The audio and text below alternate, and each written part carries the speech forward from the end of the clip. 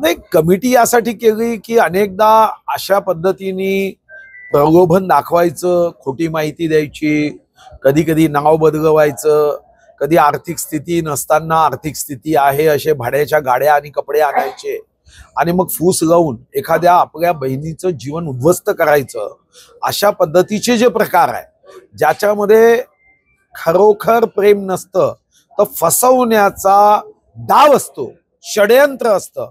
आणि या संदर्भात आता राज्यामध्ये अस्तित्वात असणारे कायदे हे सिद्ध करण्यामध्ये कमी पडतात, शिक्षा देण्यामध्ये कमी पडतात.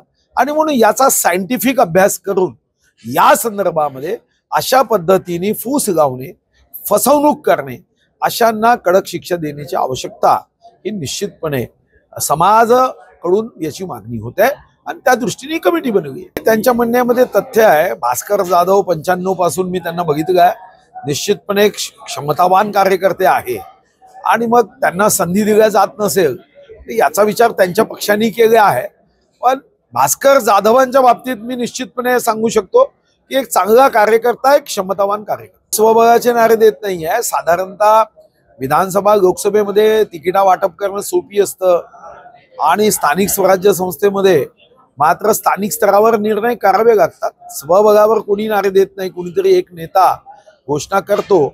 पण 95 पासून मी स्वतः अनुभवतो आहे की 95 ते 99 आमची युती होती, 14 ते 19 युती होती. कल्याण डोंबिवलीमध्ये कुठं आमच्या अलायन्स झालं. स्थानिक स्तरावर काही निर्णय होतात. हा प्रयत्न आपण निश्चित करतो की मताचं विभाजन हो.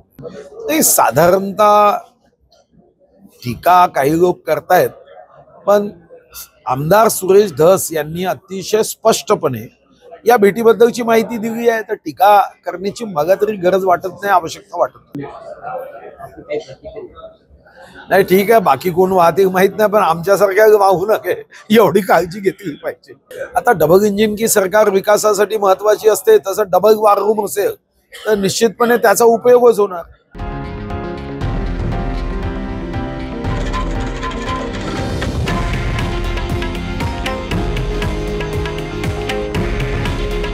हे आहे देशातील नंबर 1 न्यूज नेटवर्क आणि आपण पाहत आहात TV9 मराठी.